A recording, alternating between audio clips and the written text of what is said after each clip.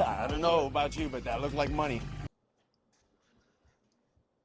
What is going on, everybody? Jeremy's back. Happy Saturday to everybody. Tomorrow is the Super Bowl. Today, though, I wanted to talk about why I've been buying Beckett Slabs lately. Not the most popular grader that's out there right now, but I'm finding there are a lot of great deals to be had with Beckett Slabs. You know, not too long ago, 4 or 5 years ago, let's say 5 years ago, Beckett 9.5s were on par with PSA 10. Fast forward to today, and Beckett is basically thought of as a second tier grader. Some people won't even consider Beckett cards in a Beckett slab. They won't grade with Beckett, yada, yada, yada.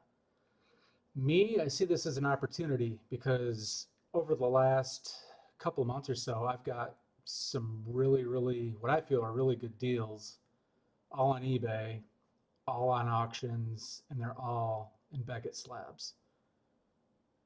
Some of these are Pro Football Hall of Fame rookie cards that I've gotten for what I feel are pennies on the dollar compared to PSA counterparts.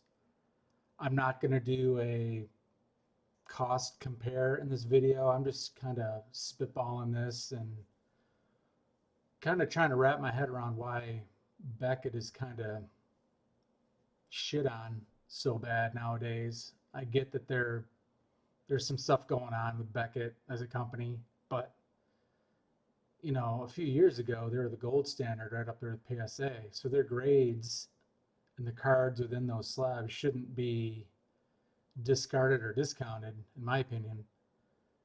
But enough about me. We're going to look at some cards that I bought. I'll give a kind of like a price that I paid, and you all can do with that what you will.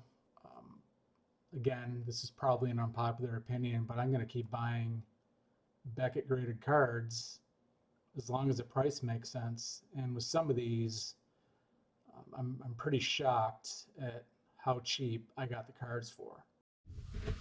All right, let's look at some cards.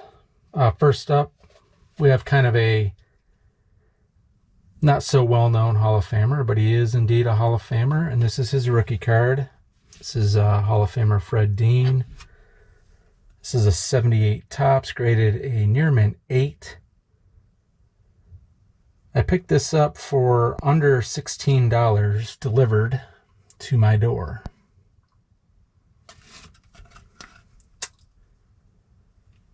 This is what I mean, like 16 bucks for a near mint 8 from a 78 Topps. That's insanely inexpensive.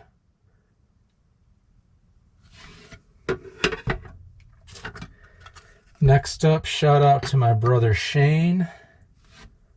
This is the 77 Topps Mike Haynes, graded a BVG 7 near mint. This one I got for just a hair, I think it was a little bit over 17 bucks shipped. I mean, look at that. I can't remember what Beckett charges to grade. I don't grade a whole lot. When I do, it's usually SGC, just because I like their slabs and their customer service. But even still, I think SGC is $15. And I got this for $17. I don't think Beckett's cheaper than SGC either. Again, not too long ago, Beckett was on par with PSA. Up next is a 74 Topps John Unitas, graded a near mint 7.5 by Beckett. This is Unitas' last card, and it's a good looking card. This one I think I paid 23 and change when all was said and done.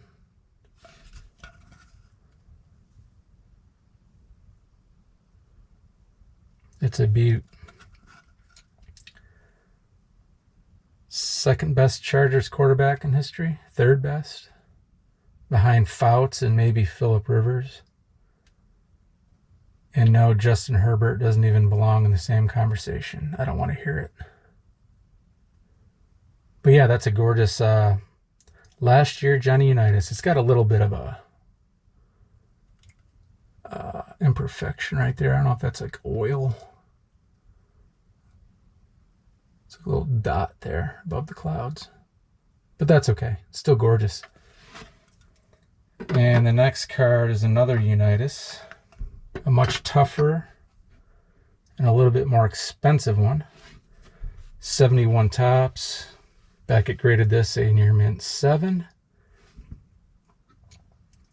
This one was a little bit over 50 bucks. Delivered to my door.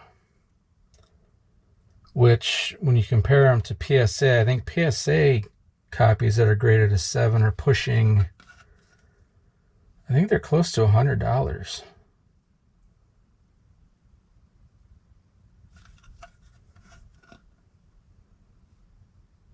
This is a nice example. It's centered pretty well. It's a little off left to right, but the edges and corners are mostly clean. There's a little touching on that bottom left corner right there, but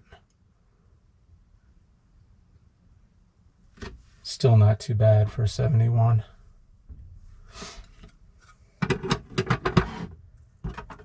Next, we have a 65 tops card of Hall of Famer George Blanda. This was also graded a near mint 7 by Beckett. Now, George Blanda has, I think, 26 regular issue cards because he played from, I think he was drafted in 49 and he played till 77. So 4 decades. I think he's the only player to ever play 4 decades. Hall of Famer as a quarterback, but he also would have gotten in as a kicker. He did both and did both very well. Again, this is a 7. 65 tops have issues with border chipping and border wear and corner wear just because of the design of the card. It's kind of like 62 tops baseball. But this has none of that. This one's really, really clean. It's just off center, shifted a bit that way. And the back is might have actually got knocked a half a grade because of the diamond cut on the back. Still a really clean card, though.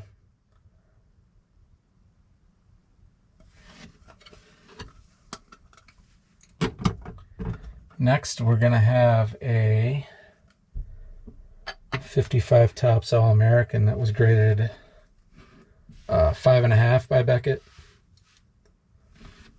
Really, really good grade for this card, for this set, because this set has major centering issues with it. This one is not perfect, but it's pretty good. It's shifted left to right a little bit. Great color. And this one, I forget what I paid. I think it was like around 40 bucks or something like that. I needed it for the Hall of Fame rookie set and I'm putting together. There's not a whole lot of these around. And I think this might be a short print from the set. I can't remember. Maybe it was Bruiser Kennard that was short printed. I can't recall off the top of my head. But yeah, these are, none of these cards, well, all but this one coming up are well under 100 bucks. This one was over $100. The rookie card of the great Hugh McElhenney, graded a 5. This is a 52 Bowman Small. Centered pretty well. It's pretty clean. PSA and SGC versions, graded 5s, go for a lot more than what I paid for this.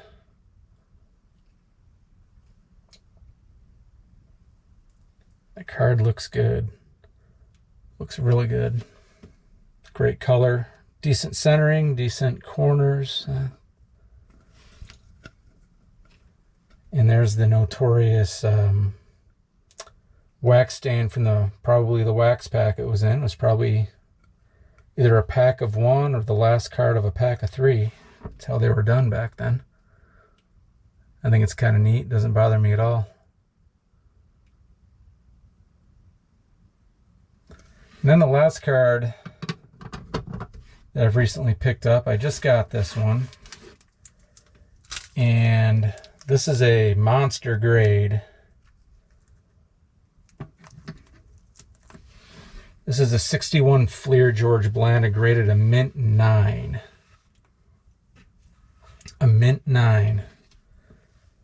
And I couldn't believe what I won this for at auction.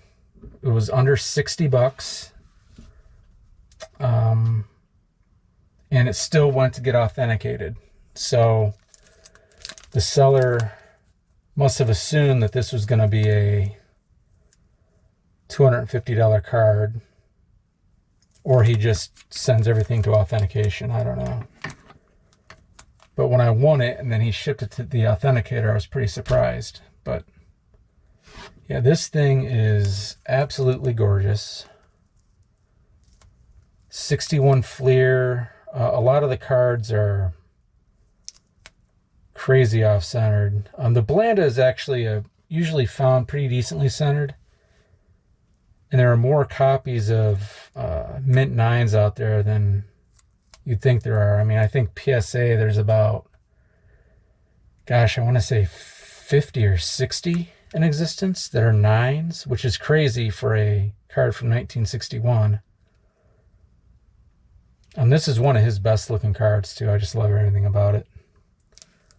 That logo right there is pretty cool. Dropping back the pass. And those cool Oiler uniforms. With a monster mint 9 grade too. There's another one that's it's a Beckett slab as well that I won a couple weeks ago. It just left authentication. It's another George Blanda. And it's another card I got for a lot less than what a PSA or SGC would go for. To put it in perspective, I think all included, shipping, tax, and all that good stuff, this came out to like $61. PSA 9s go for 200 bucks, give or take. So this is, I got this for about the third of the price. So Beckett slabs are really, really growing on me. When you work with a budget, you know, you gotta kind of think outside the box a little bit. With everybody kind of crapping on Beckett lately, this is kind of a good time to be buying Beckett slabs, in my opinion. Just my 2 cents. I don't like the slab. I mean, these slabs are super thick, as you can see. And they aren't very clear. Part of it's because they put the card in a sleeve, but they're not very clear. The new PSA slab is much clearer, and the CGC slab is probably the best in terms of clarity. But when you factor in cost and opportunity and all that good stuff, I'm finding myself buying more and more Beckett. I mean, if I can get a mint 9 card of a card from the early 60s for a Hall of Famer for about 60 bucks, I will do that every day. So I'm curious, what do you all think? Are you slab agnostic? You don't care what the slab is in, kind of like me? Or will you never touch Beckett or SGC or CGC or PSA for that matter? Or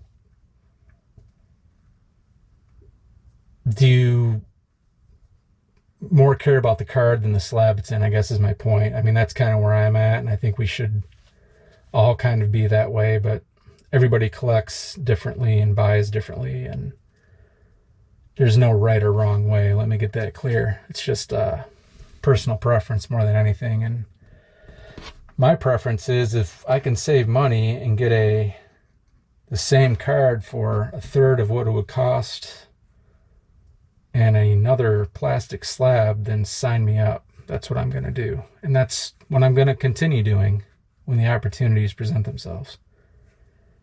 Anyway, I hope you enjoyed this video. I know I kind of ramble on a bit, but just kind of wanted to share these pickups over the last few weeks of Beckett Slabs. Curious what you think. Leave a comment below if you wish. Hit a like if you wish. Subscribe if you wish. No pressure. With all that being said, hope you enjoy your Saturday, and I hope you enjoy the Super Bowl. Thanks.